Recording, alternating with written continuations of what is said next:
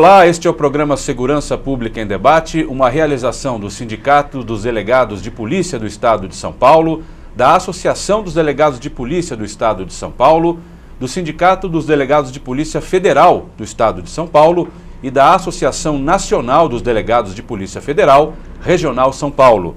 Lembrando que nós temos o apoio da ACESP, Associação dos Canais Comunitários do Estado de São Paulo. No programa de hoje, o tema é as inquietações da Polícia Civil. E o nosso convidado é o Dr. Aloísio de Toledo, desembargador do Tribunal de Justiça do Estado de São Paulo e ex-secretário da Pasta da Justiça e da Cidadania. Como anfitriã, nós temos hoje a presidente do Sindipesp, a delegada a doutora Raquel Kobashi Galinatti, a quem agora, como sempre faço, passo a palavra para que faça as boas-vindas, doutora. Doutor Aloísio, é uma imensa honra tê-lo aqui, desembargador, muito respeitado, e tenho certeza que os seus ensinamentos muito contribuirão para esclarecer a situação que a Polícia Civil do Estado de São Paulo está vivenciando. Muito obrigada pela presença. No dia 19 de junho, desculpe interrompê-lo só um minutinho, já passo para o senhor o programa inteiro, doutor. Mas no dia 19 de junho passado, um artigo escrito pelo nosso convidado, o doutor Aloísio de Toledo César, a respeito do sucateamento da Polícia Civil de São Paulo, é intitulado justamente o tema do nosso programa, As Inquietações da Polícia Civil. O artigo foi publicado no jornal O Estado de São Paulo. O texto destaca a questão dos baixos salários da categoria, as insatisfatórias condições técnicas de trabalho, entre outros fatores. Eu queria começar, doutor Aloísio, perguntando ao senhor o seguinte: por que o senhor resolveu escrever esse artigo? Eu escrevo sobre a Polícia Civil há muitos anos. Antes de entrar na magistratura, de fazer concurso, entrar na magistratura e ser juiz e desembargador, eu fui repórter do Estadão. Olha, que interessante. É colega, então. Quando eu estava no primeiro ano da Faculdade de Direito, eu falava, eu sou um acadêmico, eu não posso mais pedir dinheiro para o meu pai. Então fui trabalhar como auxiliar de repórter do Estadão e fiquei, mas eu gostava muito de escrever e deu certo, eu tive uma carreira muito bem sucedida. E gostava da carreira, mas eu sou de uma família de juízes e havia uma pressão tremenda em cima de mim. O seu irmão já é juiz de alçada e você está nesse empreguinho aí de repórter. Empreguinho? Ah. Eu me orgulhava muito de trabalhar no Estadão e me orgulho muito até hoje. Eu escrevo artigos. Depois que eu entrei na magistratura, eu não podia mais escrever profissionalmente no Estadão. Então eu virei colaborador. Eu publico uns 30 artigos por ano. Você veja, em 20 anos, só isso dá uns 600 artigos, né? E eu já escrevi antes sobre os delegados de polícia, há uns 10 anos atrás, eu escrevi um artigo lamentando que os delegados de polícia recebessem um salário de fome. 5 anos depois, eu escrevi um outro artigo dizendo a mesma coisa e lembrando a Polícia Federal. A Polícia Federal passou a ter uma dimensão muito maior e ter essa importância e com esse trabalho maravilhoso que fazem no Brasil. Isso aconteceu a partir do momento em que os delegados federais começaram a ganhar mais. Me parece, né, doutora, não sei se estou certo, mas me parece que eles ganham o dobro dos estaduais, né? Praticamente, quase o dobro. Praticamente o dobro, né? Isso, eu acho... E doutor, e não só os delegados federais, os delegados de outros estados também, alguns estados, nós ganhamos metade do salário de alguns estados também, ou seja, o delegado do estado de São Paulo, apesar de investigar crimes no estado mais rico da federação, é o que pior recebe, fazendo comparativo entre todos os estados. Sim, no artigo que eu escrevi, eu tive a oportunidade de mencionar que o salário mais baixo de delegado no Brasil é o de São Paulo. Puxa, isso eu acho um absurdo. São Paulo é uma ilha da prosperidade. Nesse momento agora que vai haver eleição, São Paulo é praticamente a joia da coroa, ou então a cereja do bolo, né? É o lugar mais importante. Não é possível que os delegados estejam ganhando tão mal. Eu tenho certeza que a magistratura ganhou um excelente desembargador, inclusive secretário de Estado, respeitadíssimo, mas o jornalismo, Perdemos. Adriano, perdeu um Perdemos. excelente repórter e jornalista. Ainda bem, e eu, em nome dos delegados de polícia do Estado de São Paulo, agradecemos a sua voz, a sua importância, a sua credibilidade em escrever de uma forma isenta e imparcial sobre os problemas que a Polícia Civil passa e que, se somos vítimas, somos apenas vítimas secundárias, pois a principal vítima é a sociedade, que se vê com um trabalho de uma polícia que poderia trabalhar dentro de sua potencialidade, só que a Polícia Civil do Estado de São Paulo não só, às vezes, é limitada, como impedida de mostrar o trabalho que poderia fazer. Queremos trabalhar, podemos trabalhar, mas temos que ter estrutura. Então, muito obrigada pelos seus ensinamentos, pelos seus artigos, que muito enriquece a todas as áreas. Eu sou um torcedor da Polícia de São Paulo, dos delegados. Eu acho que os delegados precisam, para usar uma expressão assim da moda, né, sair do armário. Muito bom. E se mostrar mais. Eu lembro como juiz, como desembargador, quando folheava os inquéritos, o juiz, quando julga, ele não julga só a questão que está posta para ser julgada, ele julga também o advogado, ele julga o trabalho que foi feito, julga como é que o delegado agiu. Os inquéritos, eu bem me lembro, os inquéritos sobre homicídios, os inquéritos da Delegacia de Homicídios, inquéritos maravilhosos, chegavam prontos, sem qualquer dúvida. E há trabalhos excepcionais dos delegados de São Paulo. Eu acho que eles precisam aparecer mais, pôr mais a cabeça para fora. Porque os delegados estão todos muito acomodados. Estando acomodados, eles não se unem para postular aquilo que é direito deles. Até pelo princípio federativo, não é possível que o delegado federal ganhe mais do que os outros. Tem que haver uma equiparação de investimentos. Concordo plenamente com o senhor falou. Muito desse, eu não digo que os delegados estão acomodados, estão decepcionados, estão desanimados, estão desmotivados. Doutor, só para ter uma noção, um delegado de polícia, é comum que o delegado de polícia presida hoje uns 800, 900 a 1.000 inquéritos, secretariando de 2 a 3 escrivães e o delegado de polícia tendo que investigar. Como iremos fazer um trabalho dentro de nossa potencialidade, dentro de nossas de acordo com a nossa competência, investigar e consubstanciar toda essa materialidade das provas colhidas, sendo que temos que dirigir, presidir aproximadamente 1.000 inquéritos. Obviamente, nosso trabalho fica prejudicado. Mas agora, houve uma decisão recente do Supremo Tribunal Federal, permite que os delegados federais, eles façam os acordos de delação premiada. Eu acho que se eles podem, os federais podem, por que não os estaduais também? Sim, sim. Os estaduais têm que ter esse direito. E esse trabalho de delação premiada tem sido muito bom para o Brasil. Veja, somente um único juiz, o Sérgio Moro, somente o juiz, ele já condenou 100 pessoas, 70 pessoas. O STF ele julgou uma ação imposta pelo MPF, alegando que o delegado não poderia. Porém, na lei da 12.850 está clara que o delegado pode, tanto o delegado federal como o delegado dos estados. O que ocorre é que aqui, doutor Aloísio, temos um decreto inconstitucional do Serra, que ele impede, ele limita que o delegado de polícia possa investigar alguns crimes contra a administração pública. Alguns crimes, absurdo, eles ficam reservados a uma delegacia, não ao departamento, uma delegacia do departamento do DPPC aqui na capital, e nos interiores eles ficam a cargo das seccionais. Inclusive, recentemente tivemos um problema não, o colega muito de uma forma muito bem feita, cumprindo com a sua obrigação, ele prendeu em flagrante um prefeito no interior, porque a lei é para todos, a investigação também é para todos, e todos que cometem o crime, ele vai ser punido ou vai ser investigado. Nesse caso, todos os indícios de autoria e materialidade indicavam que o prefeito estava desrespeitando e praticando crime ambiental. Houve realmente uma situação muito vexatória por parte do prefeito, de que tentou repudiar e tentou uma ingerência política na forma da deliberação do delegado. E nós, entidades de classe, tanto o Sindicato dos Delegados como a Associação, repudiamos publicamente nos jornais locais. Então, nós temos essa atribuição. O problema é que muitas vezes nós estamos limitados, muitas vezes nós sofremos e estamos vulneráveis a ingerências políticas, para que não possamos exercer a nossa atribuição constitucional, doutor.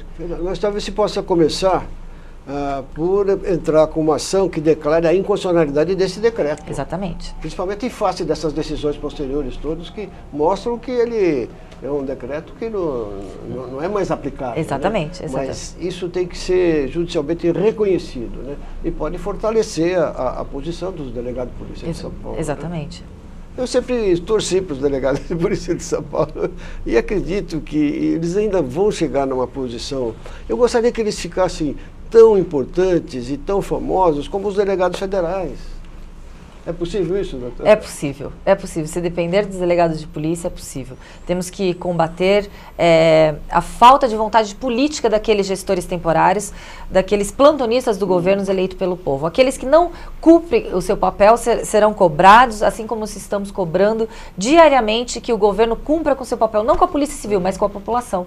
Que dê para a população do Estado de São Paulo um serviço público adequado, estrutura adequada para aqueles integrantes de uma instituição do Estado possam fazer a sua obrigação. Então, os delegados tem muitos fantásticos. A senhora sabe, eu fui juiz, desembargador, depois secretário da Justiça, né? Sim. E deixei o governo Geraldo Alckmin, mas como eu sou muito inquieto, eu não consigo parar de trabalhar. Eu tenho a impressão que enquanto eu estiver respirando, eu vou trabalhar, né? Então eu tenho uma modesta advocacia agora. Na semana passada eu fui distribuir um inquérito, uma coisa extremamente simples, no 34º distrito. O delegado titular estava lá de plantão. Ele parou o plantão assim e me atendeu assim com uma eficiência impressionante. No 34º distrito. 24º? 34º. Ah, 34º. É lá de Pinheiros, né? Ah, tá. Eu trabalhei no 24º. Então, mas ele, puxa, demonstrou assim um interesse em fazer aquilo andar. Sim, sim. E eu reparei ali no plantão a forma com que ele atendia as pessoas. Meu Deus do céu, beleza. A delegacia tudo limpinho, tudo arrumado. Tomara que seja assim no estado de São Paulo inteiro, né? Não é. O que ocorre é que muitas vezes a delegacia ou alguns... Na maioria dos estados, e acredito que o 34º seja dessa forma. Os próprios funcionários, eles deixam a delegacia daquela forma, levam seu próprio notebook, sua própria cadeira, seu próprio material para poder trabalhar. Doutora Raquel, doutora Aloísio, o primeiro bloco do nosso programa está terminando, volto já já com vocês. Este é o programa Segurança Pública em Debate. Primeiro bloco se encerra aqui, segundo bloco já já, não saia daí.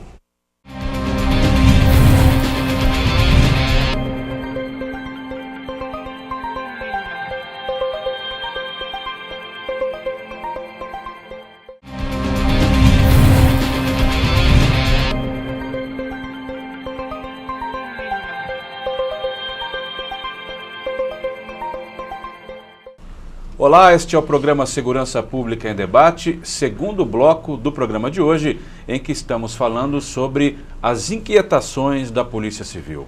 O nosso convidado de hoje é o Dr. Aloísio de Toledo César, desembargador do Tribunal de Justiça do Estado de São Paulo e ex-secretário da Pasta da Justiça e da Cidadania. Conosco também está hoje a presidente do Sindipesp, a doutora Raquel Kobashi Galinatti. Eu queria começar esse bloco, doutor Aloísio, perguntando o seguinte. O senhor falou no começo do bloco passado que escolheu a carreira de juiz por pressões familiares. A pressão é uma coisa normal, acontece na família, na sociedade e tal. E aí eu passo da pressão familiar para a da sociedade. O senhor escreveu esse artigo que muito reverberou na própria Polícia Civil e eu imagino que tenha reverberado no próprio governo e na sociedade como um todo. Que tipo de pressões o senhor eventualmente recebeu depois que ele foi publicado? Ou não teve nada?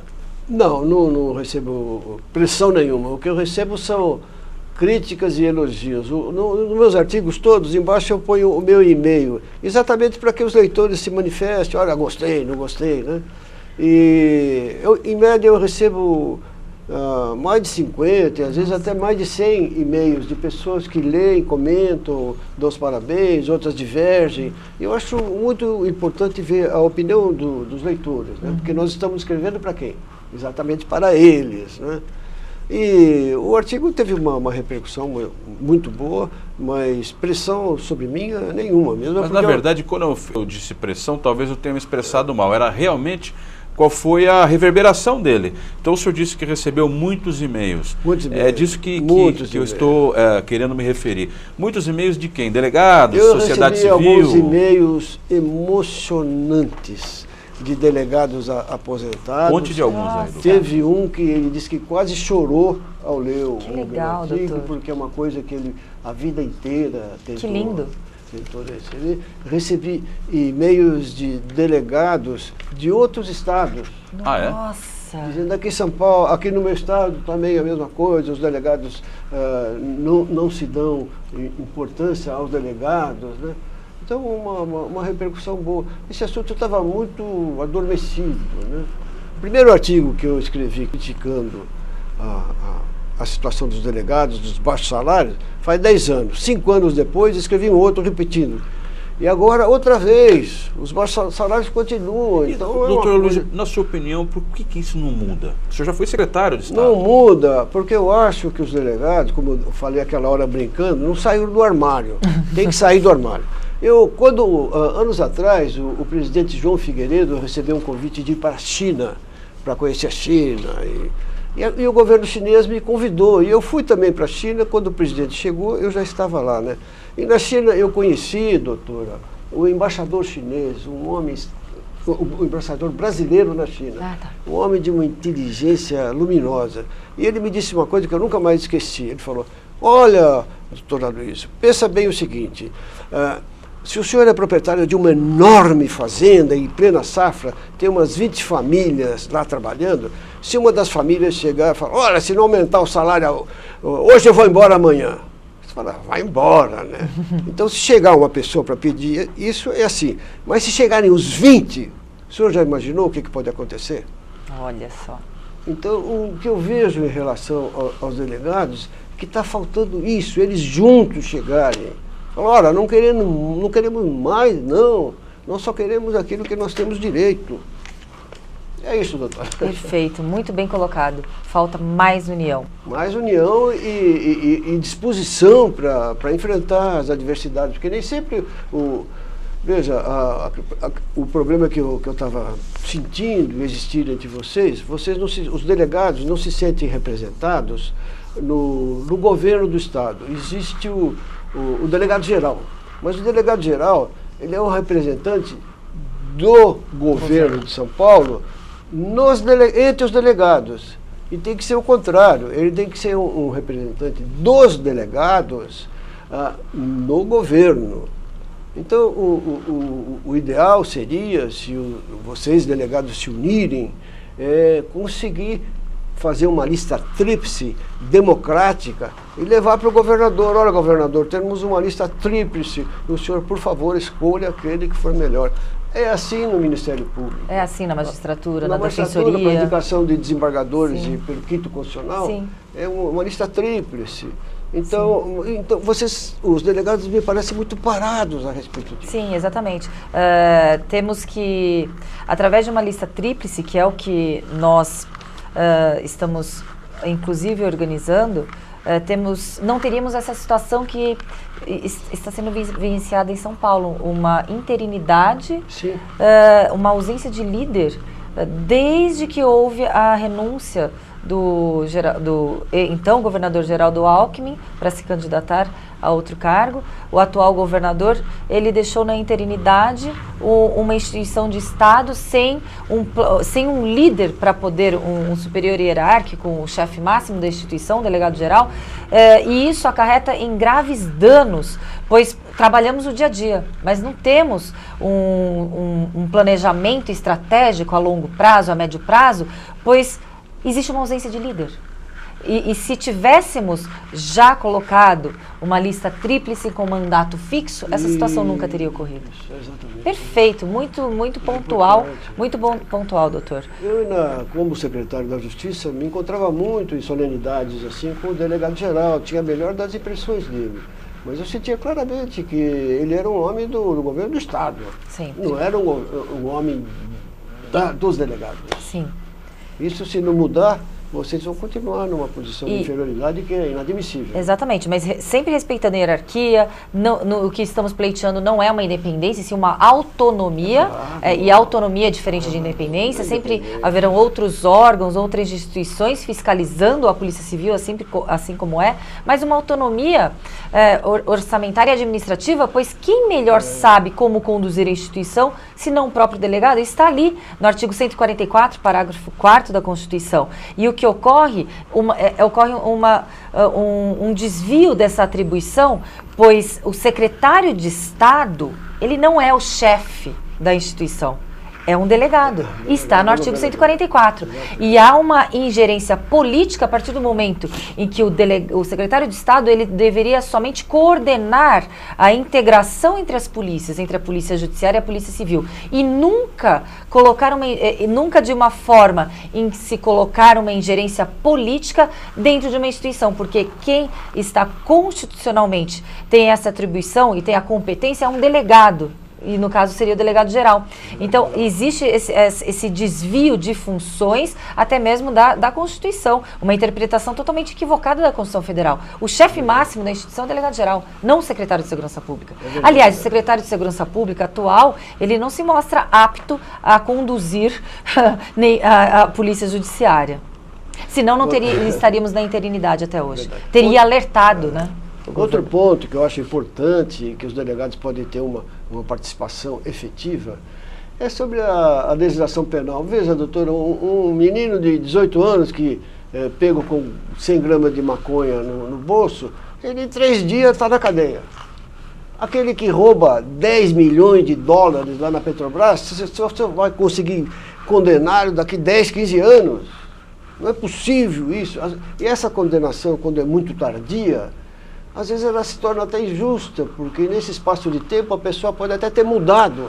Então a condenação era para aquele que ele era e não que ele é agora. Né? Isso tem que mudar. E tem que haver uma pressão de todas as partes. Nós, juízes, não podemos escrever as leis. Quem tem que escrever as leis é o Poder Legislativo. É o Congresso Nacional. Mas tem que haver uma pressão conjunta, até mesmo da sociedade civil, para nós termos leis penais mais ágeis, um sistema que permita a condenação rápida. Exatamente. E a forma também de produção incentiva com que essas prisões rápidas sejam feitas. Prisões rápidas pela Polícia Militar, que são as prisões em flagrante, sem uma investigação consubstanciada, em que você realmente pega aquele que é o chefe da quadrilha do crime organizado. Doutor Aloysio, no último parágrafo do seu artigo, o senhor encerra citando a Polícia Militar, mas falando o seguinte: para evitar a prática do crime e aumentar a segurança de cada um de nós, o serviço de inteligência é importante e mereceria melhores estímulos e recursos.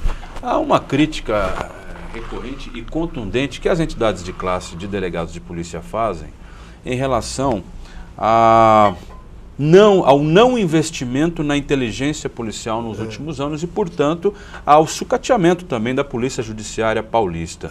O senhor não diz isso claramente, mas o senhor dá a entender que concorda com esse. Por que, na sua opinião, houve, se é que houve, uma falta de privilégio ao investimento na inteligência, na sua opinião? O serviço de inteligência é fundamental. Veja, até mesmo em relação ao tráfico de drogas, né, doutora? Nós temos uma fronteira de 18 mil quilômetros.